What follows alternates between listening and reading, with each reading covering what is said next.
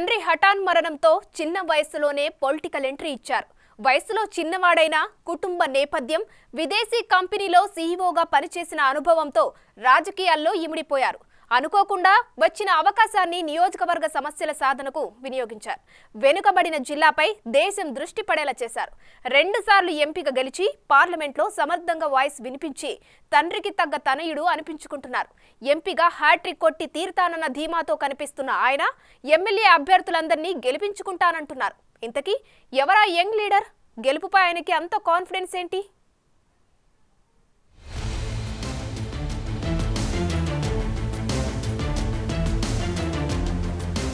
కింజరాపు రామ్మోహన్ నాయుడు శ్రీకాకుళం ఎంపీగా పార్లమెంట్లో విభజన సమస్యలపై సమర్థంగా వాయిస్ వినిపించి కేంద్ర పెద్దల ప్రశంసలు అందుకున్న యంగ్ లీడర్.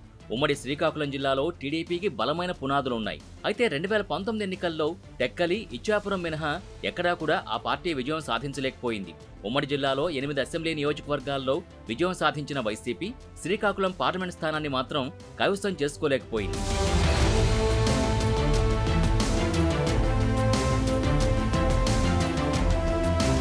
మాజీ కేంద్ర మంత్రి దివంగత కింజరాపు ఎర్రనాయుడు కుమారుడిగా ఆయన రాజకీయ వారసత్వాన్ని అందిపుచ్చుకున్నారు రామ్మోహన్ నాయుడు. యుఎస్లో ఎంబీఏ చేసి సింగపూర్లోని అంతర్జాతీయ సంస్థకి సీఈఓగా పనిచేస్తున్న రామ్మోహన్ నాయుడు తండ్రి మరణం తర్వాత ఆయన రాజకీయ వారసత్వాన్ని అందిపుచ్చుకున్నారు. ఎర్రనాయుడిని 4 సార్లు గెలిపించిన శ్రీకాకుళం లోక్సభ సెగ్మెంట్ ఓటర్లు రామ్మోహన్ని కూడా వరుసగా 2 సార్లు లోక్సభకి పంపారు. గత ఎన్నికల్లో 22 పార్లమెంట్ స్థానాలు దక్కించుకున్న వైసీపీ శ్రీకాకుళంలో మాత్రం బాగా వేయలేకపోయింది.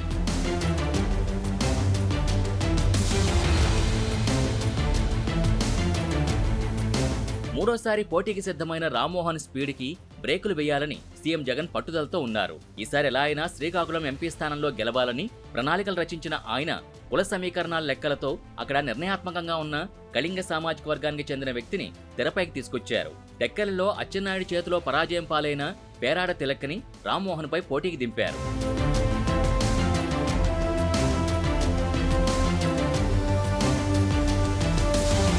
రాష్ట్రానికి ముఖద్వారంగా ఉన్న శ్రీకాకుళంలో జెండాపాతి గెలుపు ద్వారాలు తెరవాలని భావిస్తుంటాయి అన్ని పార్టీలు.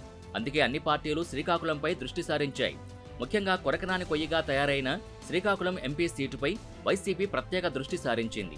3 దశాబ్దాలుగా కింజరాపు కుటుంబానికి అండగా ఉన్న జిల్లావాసులు ఈసారి కూడా రామ్మోహన్ నాయుడికి హ్యాట్రిక్ విజయం అందించే అవకాశాలు పుష్కలంగా ఉన్నాయని రాజకీయ విశ్లేషకులు భావిస్తున్నారు. మే 13వ తేదీన సైకిల్ గుర్తు మీద మనం ఓటు వేసి ఇక్కడ స్థానికంగా ఎమ్మెల్యే అభ్యర్థిగా ఉన్నటువంటి సోదరులు గొండు శంకర్ గారిని మీరందరూ కూడా బంపర్ మెజారిటీతో గెలిపించాలి.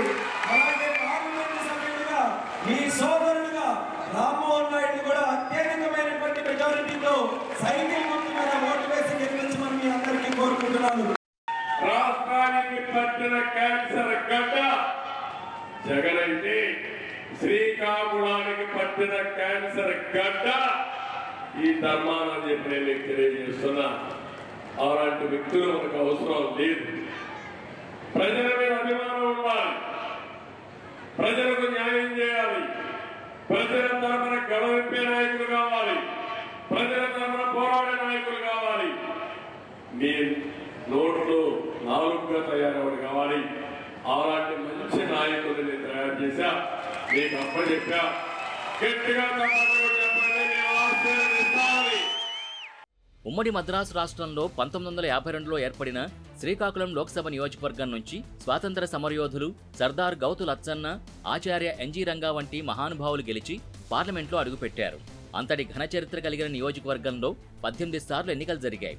అందులో 8 కాంగ్రెస్, 7 సార్లు తెలుగుదేశం విజయం సాధించాయి. శ్రీకాకుళం పార్లమెంట్ నియోజకవర్గం నుంచి గెలిచిన ఎర్రన్నాయుడు, కిల్లి కృపారాణిలు కేంద్ర మంత్రులయ్యారు. 2009లో ఎర్రన్నాయుడిని ఓడించినందుకే కృపారాణికి మంత్రి పదవి దక్కిందంటారు.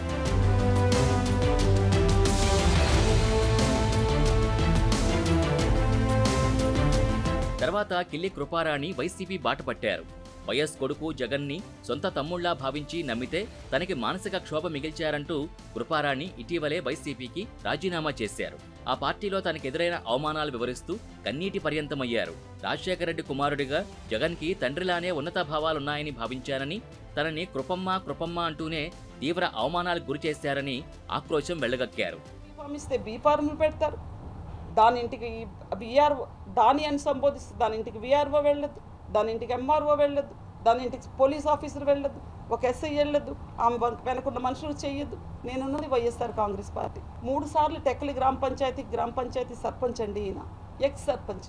చెప్పండి, ఉమ్మడి ఆంధ్రప్రదేశ్ రాష్ట్రంలో స్వాతంత్ర్యానంతరం బీసీ వర్గానికి చెందిన విద్యావంతురాలైన మహిళ, ఫస్ట్ బీసీ మహిళ, ఫస్ట్ వెనుకబడిన వర్గాలకి చెందిన తొలి మహిళగా యూనియన్ క్యాబినెట్లో అడుగుపెట్టిన వ్యక్తికి ఈ విధమైన గౌరవం, ఈ విధమైన అవమానం ఆంధ్రప్రదేశ్ రాష్ట్రంలో ఉన్న విద్యావంతులైన మహిళలందరూ ఒక్కసారి నాకు జరిగిన అవమానాన్ని గురించి మీరు వెనక్కి తిరిగి ఆలోచించండి.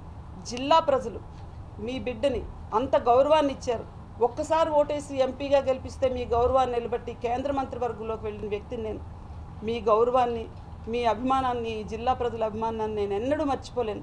ఇన్ని అవమానాలు భరించాను. మీకు తెలుసు, సీఎం గారు అమ్మఒడి కార్యక్రమంకి వస్తే హెలీప్యాడ్కి రాకుండా ఈ కృపారాణిని ఆపారు.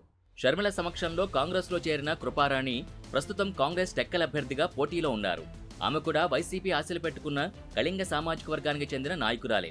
ఆ క్రమంలో కళింగుల్లో ఓట్ల చీలిక వైసీపీకి పెద్ద దెబ్బే అంటున్నారు. వాస్తవానికి కింజరాపు కుటుంబానికి ఈ నియోజకవర్గంపై మంచి పట్టుంది. 6 సార్లు ఎంపీగా గెలిచిన ఆ కుటుంబం నుంచి వచ్చిన రామ్మోహన్ నాయుడు లోక్సభలో ఉత్తరాంధ్ర సమస్యలపై గళం వినిపించి అందరి మన్ననలు పొందుతున్నారు.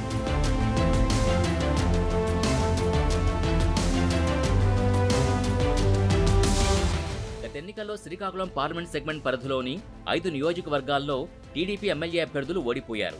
ఒక్క టెక్కల్ నుంచి మాత్రం రామ్మోహన్ బాబాయ్, అచ్చెన్నాయుడు విజయం సాధించారు. బాబాయ్తో పాటు అబ్బాయి కూడా విజయం సొంతం చేసుకుని సిక్కోల్లో కింజరాపు కుటుంబానికున్న పట్టు నిరూపించారు.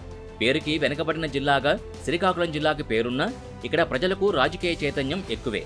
ఇచ్చాపురం, పలాస, టెక్కలి, నర్సన్నపేట, శ్రీకాకుళం, ఆముదాల వలస, పాతపట్నం అసెంబ్లీ నియోజకవర్గాలు శ్రీకాకుళం ఎంపీ స్థానం పరిధిలోకి వస్తాయి.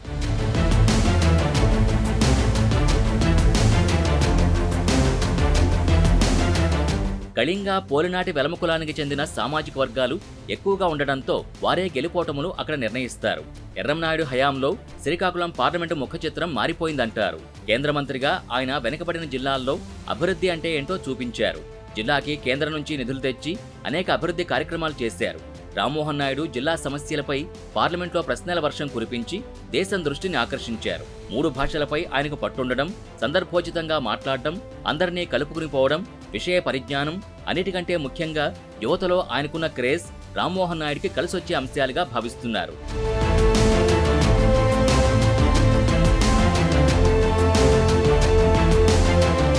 శ్రీకాకుళం జిల్లాలో కళింగ, వెలమ సామాజిక వర్గాలు ఎక్కువగా ఉండడంతో కళింగ సామాజిక వర్గానికి చెందిన పేరాడ తిలక్ని వైసీపీ రామ్మోహన్పై పోటీకి దింపింది.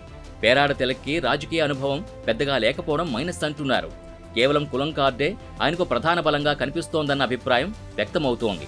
మరోవైపు వైసీపీ ఎమ్మెల్యేల అవినీతి, భూ కబ్జాలు, ఇసుక, మట్టి దోపిడీపై ఆరోపణలు వెల్లువెత్తుతున్నాయి. జిల్లాలో సాగునీటి ప్రాజెక్టులు ముందుకు సాగకపోవడం, అభివృద్ధి కుంటుపడ్డంపై జిల్లావాసులు ఆగ్రహంతో కనిపిస్తున్నారు. మరి ఇలాంటి పరిస్థితుల్లో రామ్మోహన్ నాయుడు స్పీడ్కి వైసీపీ ఈసారైనా బ్రేకులు వేస్తుందో లేదో చూడాలి.